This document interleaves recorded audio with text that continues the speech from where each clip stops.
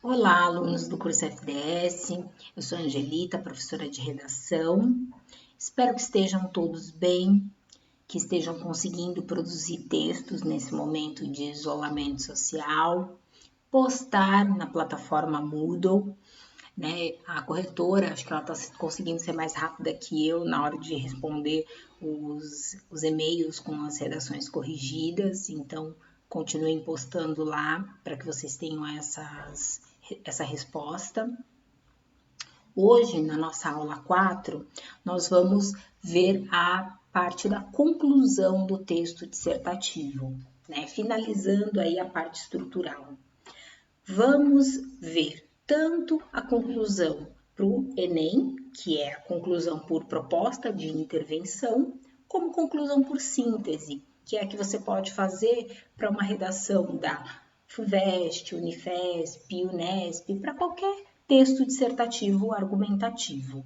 Primeiro a gente vai fazer um panorama geral do que se espera do enunciador, né, de quem escreve um texto dissertativo argumentativo, em relação às características mesmo do texto, né? Então, retomar a tese, qual a finalidade desse parágrafo, as características de uma boa conclusão, vamos fazer um apanhado geral, né? E aí depois nós vamos entrar em exemplos, vamos avaliar textos para perceber como é que redações nota 1000 do Enem, uma redação nota 10 da FUVEST, tem ali essas características, ok? Vamos lá, vamos começar? Tá aí com papel e caneta na mão? Então, belezinha, vem comigo. Opa, vamos lá. Me ajuda, computador.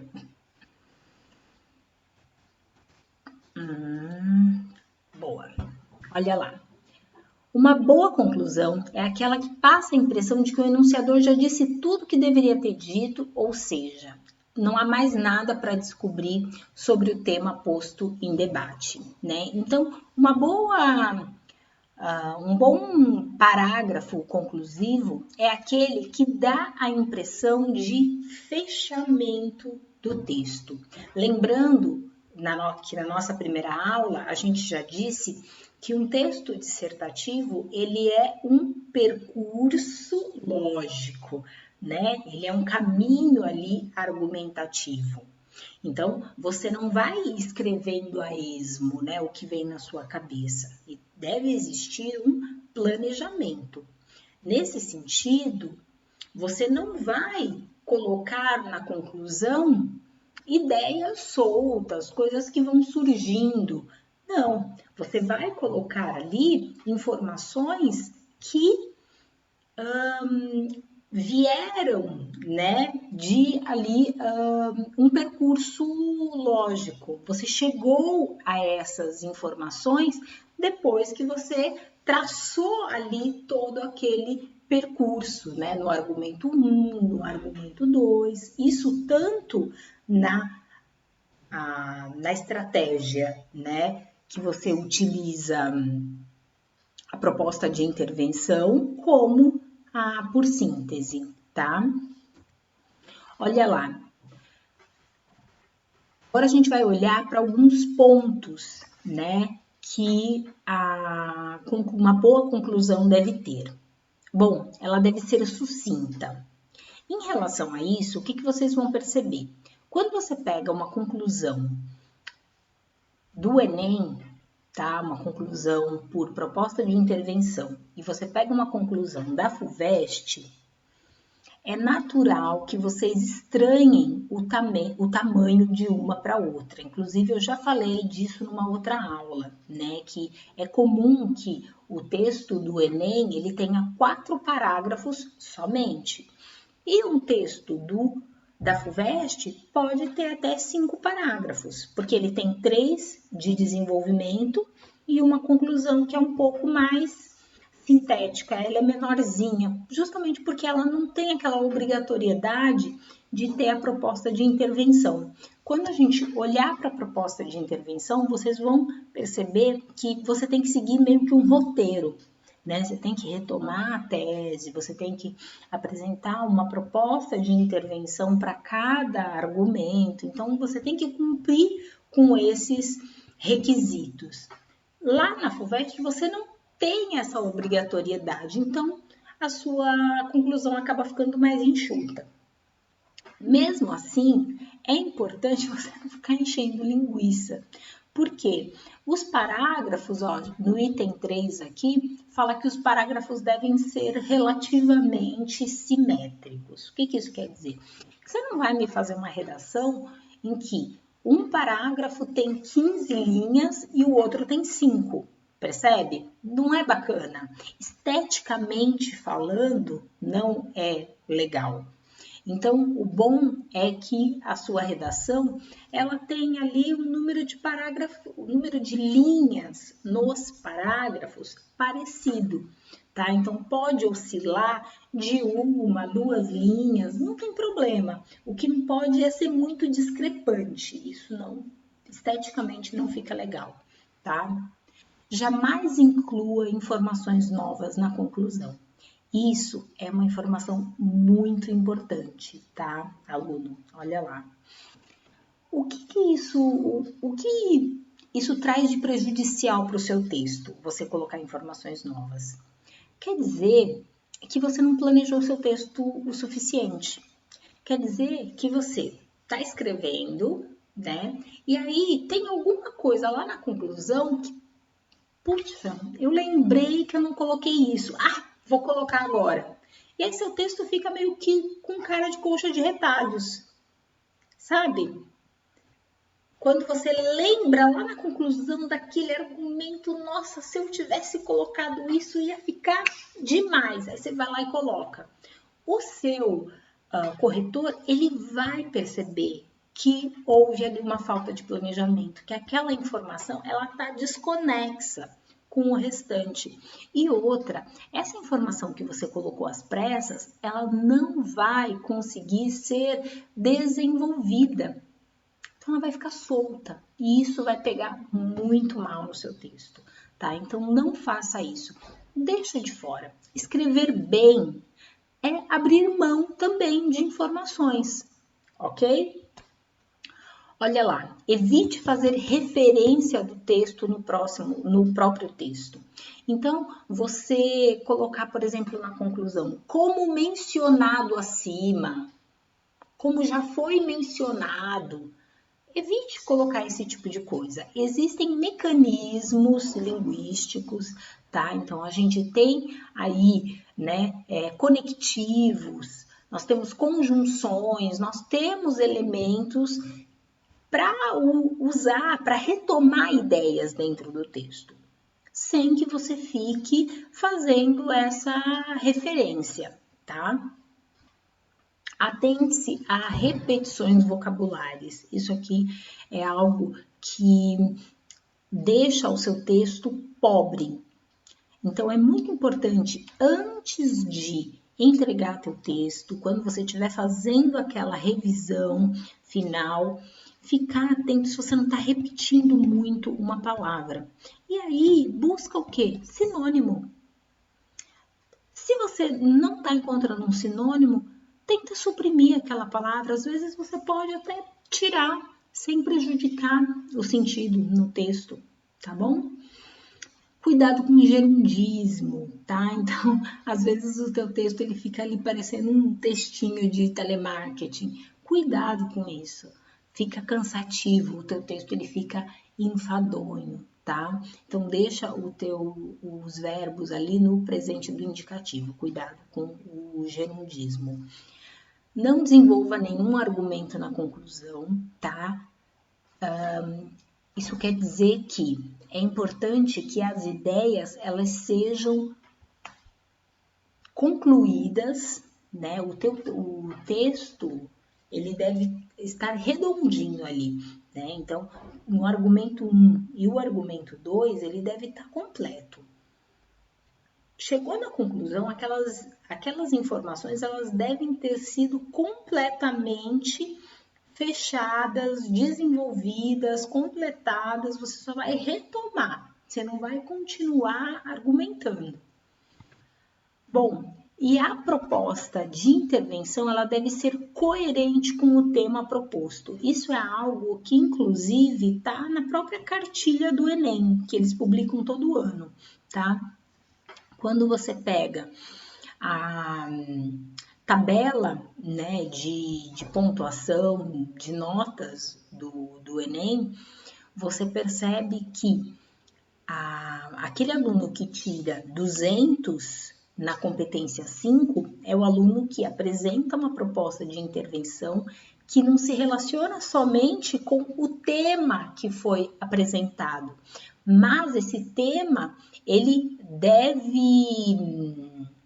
mas essa proposta de intervenção, ela deve se relacionar com o assunto que o candidato trouxe no texto dele, ou seja, a proposta ela deve estar alinhada com o próprio texto do candidato. Porque não adianta você falar, né, de uma determinada problemática, né, porque você tem, por exemplo, um assunto, obesidade infantil, tá? É o tema. E aí você coloca 2 causas para esse problema. Só que na sua proposta de intervenção, você apresenta uma proposta que não se relaciona com essas 2 causas que você apresentou, mas sim com outra. Então, concorda que existe aí uma divergência? Você perde ponto por isso. Então, é importante que seja coerente, que a proposta seja coerente com não só com o tema do Enem, mas com o seu próprio texto. E é isso que a gente vai ver nos exemplos. Quanto você precisa estar atento na hora de construir o projeto do texto, já ir pensando na proposta de intervenção. Peraí, eu tenho uma ideia de um agente que pode interferir nisso aqui? Não, porque se isso aqui vai me dar muito trabalho, se eu não faço ideia de como interferir nisso, peraí, então deixa eu pensar em outro argumento. Porque não adianta eu colocar uma proposta de intervenção que não se relacione. Eu vou perder ponto nisso. Tudo bem? Erro grave. Conclusão azul e rosa, tá? Isso foi algo que, para alguns alunos, né, que eu consegui dar uma devolutiva e responder os e-mails que eu corrigi, eu falei um pouco, né, da conclusão que se aproximava do discurso utópico. O que é um discurso utópico? É quando você apresenta uma proposta de intervenção que ela está muito distante da realidade. Ela está completamente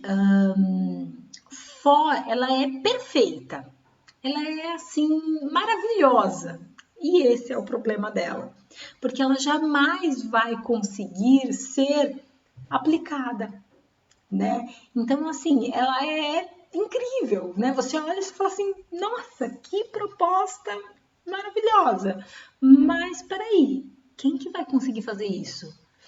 Né? Como é que vai colocar isso em prática? Não tem como. Né? Então, o problema dessa proposta de intervenção maravilhosa, incrível, perfeita, é que ela não consegue sair do papel.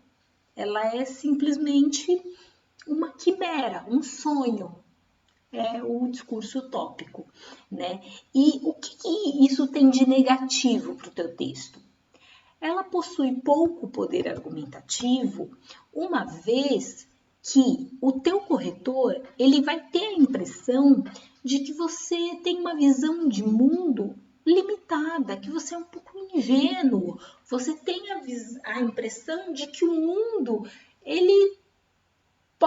os problemas podem ser resolvidos assim, ó, num passe de mágica. E não é assim, né? Então você não consegue enxergar o mundo e os problemas de maneira madura, de maneira mais crítica. Você reflete um pouco sobre aquela problemática, né? Então é muito importante que você olhe para os problemas e pense mesmo, sabe?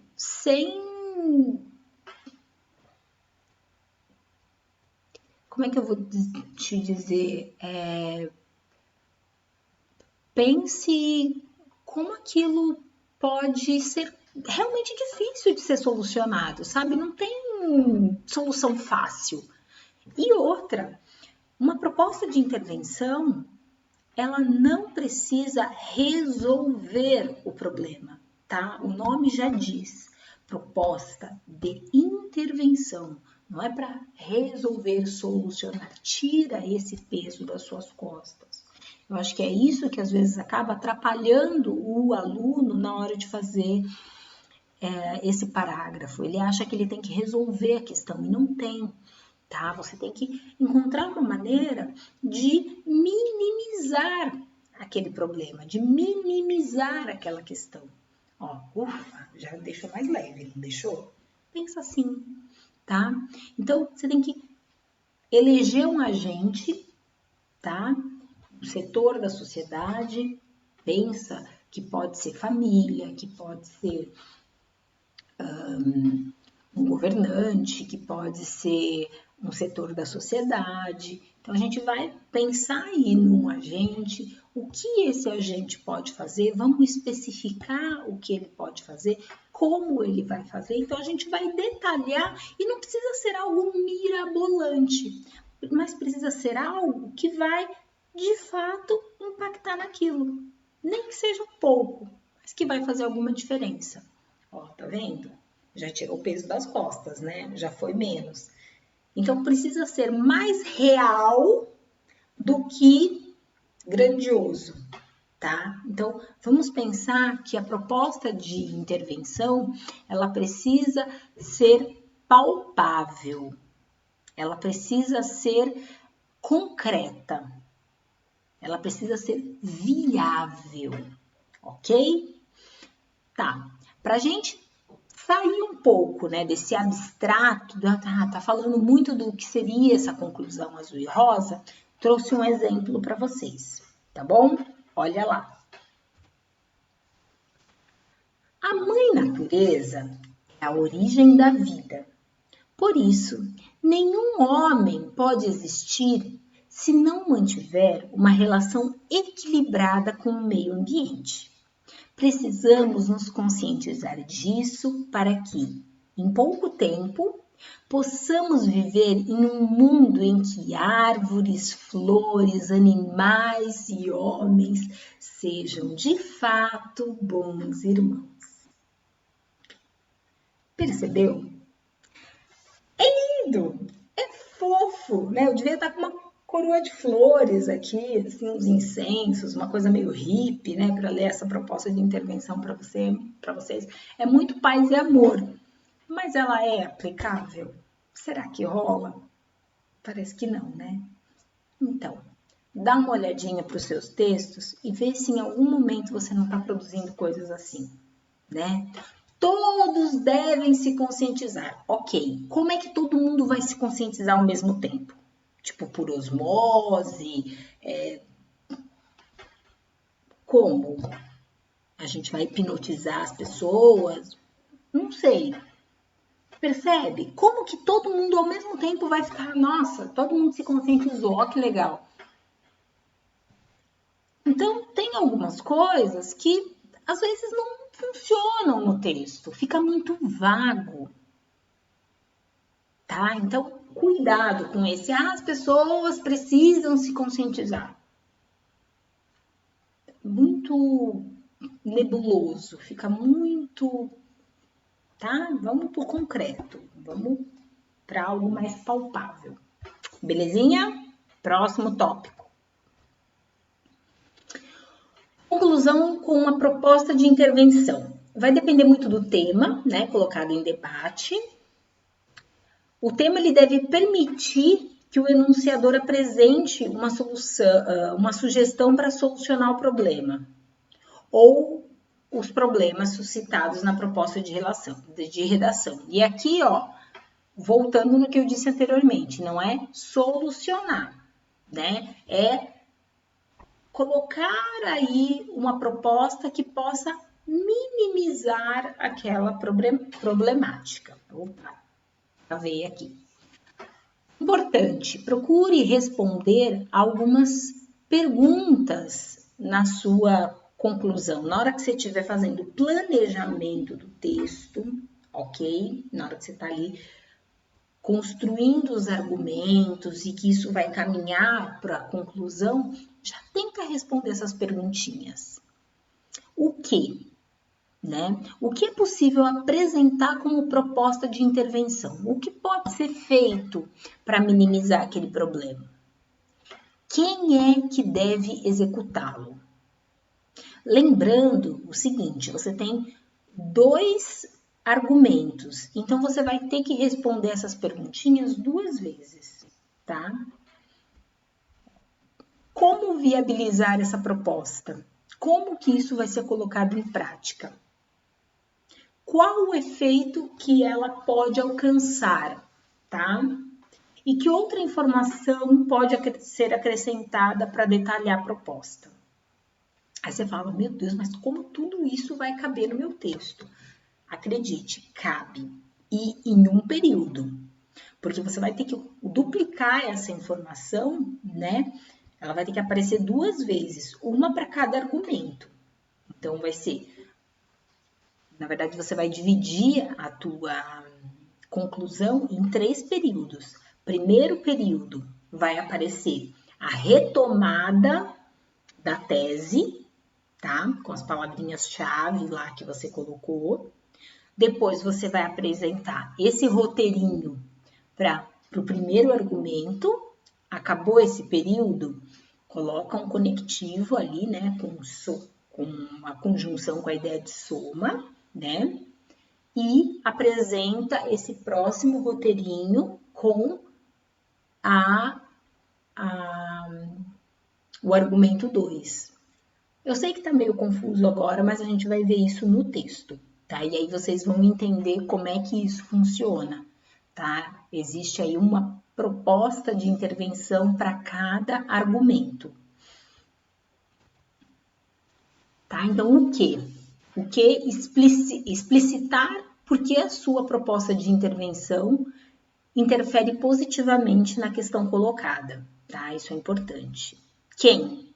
Agente ou agentes sociais envolvidos, né? Quem é que vai implementar essa proposta? Quem vai colocar em prática? Família, comunidade, secretarias municipais ou estaduais de saúde, de educação, Ministério da Educação ou da Cultura, um governo, né? E aí você tenta especificar se vai ser federal, estadual, municipal, escola de educação básica, se vai ser universidade, né? Se serão organizações governamentais, enfim. Como? Aqui é muito importante, né? Que é o momento em que você vai esmiuçar, que você vai detalhar a proposta. Olha lá. Como a proposta será colocada em prática, né? Então, por exemplo, com a adoção de um programa de governo por meio de atendentes presenciais, como assistentes sociais ou enfermeiros, através de campanhas públicas de comunicação, campanhas educativas, com a inclusão daquele tema, né, nos livros didáticos, com distribuição de recursos como alimentos, remédios, vacinas, enfim, né? Como é que aquilo que você propôs vai ser, de fato, como que aquilo vai chegar nas pessoas, como que aquilo vai ser implementado. Agora é o momento de especificar. E aqui é aquele momento em que eu disse que o Enem especifica, né? Quem é que tira a melhor nota e quem é que fica com a menor nota. Por quê? Né? Qual que é a diferença? Olha lá. Quem que fica com 200 pontos? Aquele aluno que elabora muito bem uma proposta de intervenção detalhada, ou seja, o como ele especifica, né? Relacionada ao tema e articulada à discussão desenvolvida no texto. Então, A discussão desenvolvida no texto é aquilo que eu estou falando para vocês. É pegar o argumento 1 e o argumento 2 e apresentar uma proposta de intervenção que esteja relacionada a aqueles argumentos. Porque se você apresentar outra coisa, você vai ter aí uma nota diferente. Quer ver? Elabora de forma insuficiente a proposta de intervenção relacionada ao tema ou não articula a discussão desenvolvida no texto. Ou seja, você relacionou ao tema que o Enem trouxe, mas não está relacionado ao seu texto, né? Então, você vai perdendo pontos por isso, você já perde metade, né? 120 pontos. Elabora de forma mediana a proposta de intervenção relacionada ao tema e articulada à discussão desenvolvida no texto. Aqui, de forma mediana, né? 40 pontos, né? O mínimo do mínimo. Apresenta proposta de intervenção vaga. O que é vaga? É as pessoas precisam se conscientizar, né? O governo precisa agir, né? O governo fica muito vago, né? Precária ou relacionada apenas ao assunto, tá? Então, eu trouxe aqui essa tabelinha para você ter uma ideia, né? Qual que é a diferença daquele cara que leva 200 pontos para aquele cara que leva 40 pontos? Tá bom? Bom, agora eu vou começar a gravar a segunda parte da aula e a gente vai começar a ver os exemplos, tá bom? Então, eu já volto aí. Vamos fazer uma pausa para beber água.